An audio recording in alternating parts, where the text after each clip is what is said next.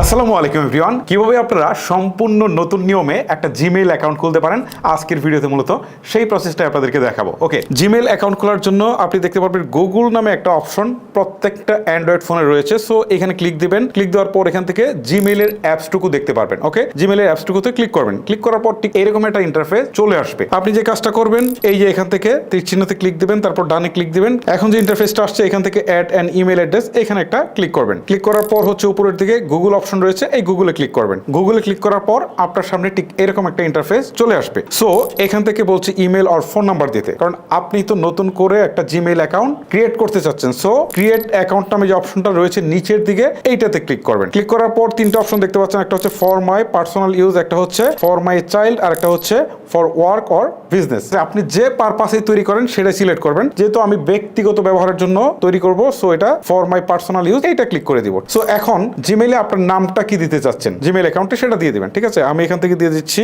যে ব্যক্তির নামে খুলছি আর কি, তার নাম হচ্ছে কালাম, KALAM কালাম। তারপর হচ্ছে সারনেম বা ডাক নেম আপনি চাইলে দিতেও পারেন, না দিলে সমস্যা নেই, আমি দিচ্ছি না। সো তারপরে নিচের দিকে নেক্সট অপশনে ক্লিক করে দিতে হবে। ক্লিক করে দেওয়ার পর তার জন্ম তারিখটা দিয়ে দিতে হবে। প্রথমে হচ্ছে ডে, আমি ডেটা দিয়ে দিচ্ছি। তারপর হচ্ছে মান্থ, আমি মান্থও দিয়ে দিচ্ছি। তারপর হচ্ছে ইয়ারটা আমি এখান থেকে দিয়ে দিচ্ছি। ওকে, এবার এখান থেকে জেন্ডারটাকে সিলেক্ট করে দিচ্ছি, আমি মেল সিলেক্ট করে দিচ্ছি। তারপর নিচে থাকা নেক্সট অপশনে ক্লিক করে দিচ্ছি। এখন এখান থেকে বলছে যে আপনার জিমেইলের ইউজার নেমটা দিতে। আচ্ছা, আমি একটা দেই, দিয়ে দেখি নেয় কিনা। আমি একটা দিলাম, দেওয়ার পর এখন নেক্সট অপশনে ক্লিক দিয়ে দেখি কি অবস্থা, নেয় কিনা। না, আমার এটা আসলে নেয়নি। আমি একটু চেঞ্জ করে দিই, এটার আগে মাই শব্দটা দিয়ে দিই, মাই দিয়ে এখন নেক্সটে দিয়ে দেখি নেয় কিনা। হ্যাঁ, নিয়েছে। আপনারা একটু চেঞ্জ করে দেখবেন যে আসলে কোন ইউজার নেমটা গুগল আসলে নিচ্ছে। যদি এর আগে আপনি যেটা বসাচ্ছেন এটা যদি কেউ নিয়ে থাকে সেমটা অ্যাড্রেসটা, তাহলে কিন্তু আপনারটা নিবে না। যেমন আমি কালাম 1975 দিয়েছি, নাই, তার আগে মাই কালাম 1975 দিয়েছি, সেটা নিয়েছে। এরকম কিছু চেঞ্জ করে দেখে আপনারা আসলে দিবেন। আর আপনি যেটা দিচ্ছেন, যে ইউজার নেমটা দিচ্ছেন, এটার পরে